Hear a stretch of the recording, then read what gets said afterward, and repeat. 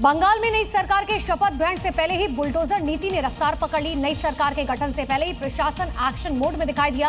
अवैध निर्माण पर पीला पंजा कहर बनकर टूट रहा है। उत्तर प्रदेश के बाद अब बंगाल की धरती पर भी पीला पंजा गरजने लगा है। सरकार की शुरुआत से पहले ही बुलडोजर ने अपराधियों और अतिक्रमणकारियों की नींद उड़ा दी है।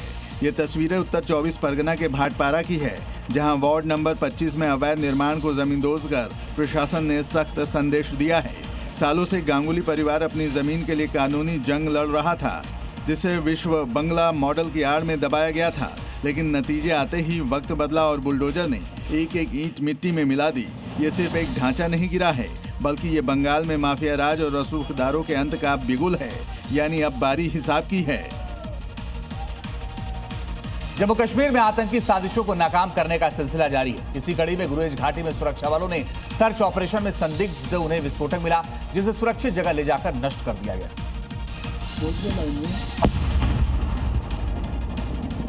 शेल जैसी दिखने वाली ये वस्तु पुलिस चौकी के पास देखी गई। ये इलाका गुरेज घाटी के बडुआब इलाके में आता है, जो नियंत्रण रेखा के नजदीक है। अलर्ट मिलने पर सेना और जम्मू कश्मीर पुलिस की टीमें तुरंत मौके पर पहुंची और इलाके को घेर लिया। बम निरोधक दस्ते को बुलाया गया, जिसके बाद एक ऑपरेशन के जरिए उस चीज को निष्क्रिय किया गया। फिलहाल पूरे इलाके को सुरक्षा बलों ने घेरा हुआ है।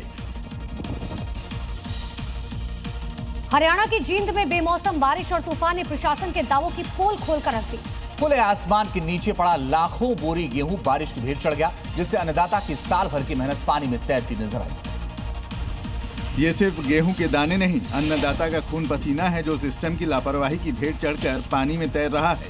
जिंद में आए तूफान ने अनाज मंडी में तबाही मचाई, जिससे करीब 1 लाख कट्टे गेहूं के खुले में होने के कारण भीग गए। हैरानी की बात यह है कि गेहूं हफ्ते भर पहले खरीदा जा चुका था, लेकिन कछुआ चाल से चल रही लिफ्टिंग और शेड की कमी ने इसे बर्बाद कर दिया।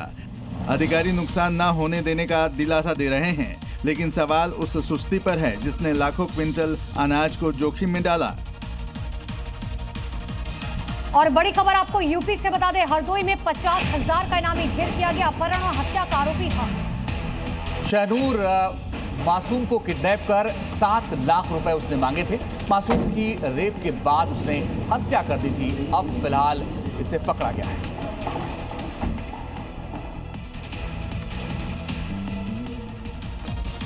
और बड़ी खबर आपको बता दें, यूपी के रायबरेली से, जहां पर पुलिस और बदमाशों के बीच मुठभेड़ हुई है। 3 बदमाश के पैर में गोली लगी।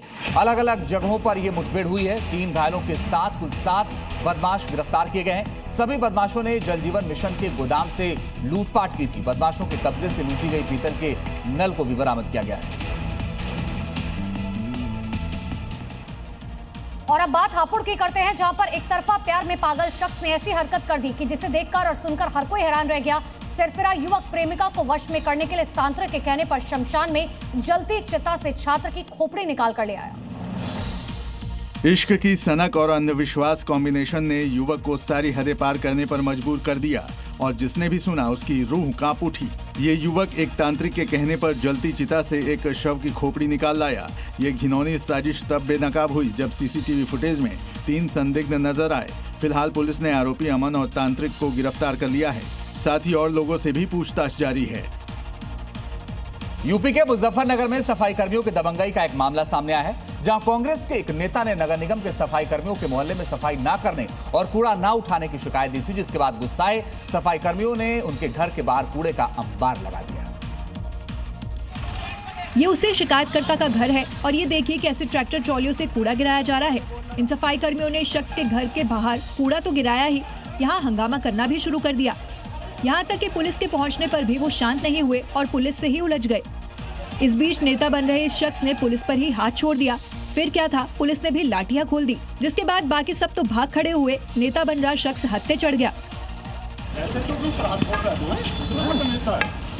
पुलिस के एक्शन के बाद सभी होश में आ गए और वहां से कूड़ा उठा ले गए।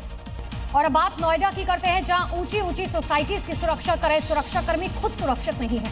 यहाँ एक महिला की दबंगई देखने को मिली, जिसने न सिर्फ गार्ड से बदतमीजी की बल्कि उसके साथ धक्का मुक्की भी की।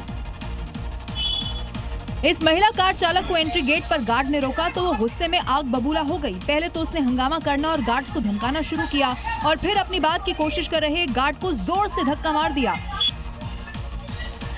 लेकिन ये महिला इसके बाद भी नहीं रुकी। वो दूसरे गार्ड्स के साथ बहस करने लगी, चीखने चिल्लाने लगी। उस वक्त 3 गार्ड मौके पर खड़े थे, लेकिन उन्होंने इसके बाद भी संयम बनाए रखा। इस बहस में उनका साथ देने एक दूसरी महिला भी पहुंच जाती है। इस घटना ने बेहद कम तनख्वाह पर काम कर रहे इन गार्ड्स के सम्मान पर नई बहस छेड़ दी। और अब देखते हैं क्राइम से जुड़ी 5 बड़ी खबरें। यूपी के मुजफ्फरनगर में साइबर ठगों ने 2 युवकों को लालच देकर इंस्टाग्राम पर लिंक भेजकर जाल में फंसाया, जिसके बाद फर्जी फॉर्म बनवाकर 1 हफ्ते में लोगों से 1.5 करोड़ का लेन देन कराया गया। युवाओं को 1% कमीशन दिया गया। शिकायत मिलने के बाद पुलिस ने कार्रवाई कर दोनों युवकों को गिरफ्तार किया। यूपी के सहारनपुर में पुलिस ने मुठभेड़ के बाद पॉक्सो एक्ट के वांछित आरोपी को गिरफ्तार किया है। दरअसल चेकिंग के दौरान भाग रहे आरोपी ने पुलिस पर गोली चलाई। जवाबी फायरिंग में उसके पैर में गोली लगी है। आरोपी के पास से पुलिस को तमंचा और कारतूस भी मिला है। हरियाणा के झज्जर में उस समय दहशत फैल गई जब बाइक पर सवार 2 नकाबपोश बदमाशों ने मेडिकोज पर फायरिंग कर दी। बदमाशों ने मेडिकोज स्टोर संचालक को निशाना बनाते हुए 2 राउंड फायर किए। मौके से फरार हो गए। गनीमत रही कि गोली मिस हो गई, जिससे संचालक बच गया। फिलहाल पुलिस फुटेज के आधार पर अपराधियों की तलाश कर रही है।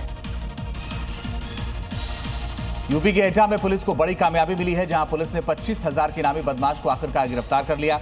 आरोपी हत्या की कोशिश के मामले में लंबे समय से फरार चल रहा था। उसके पास से तमंचा और 2 कारतूस भी मिले हैं।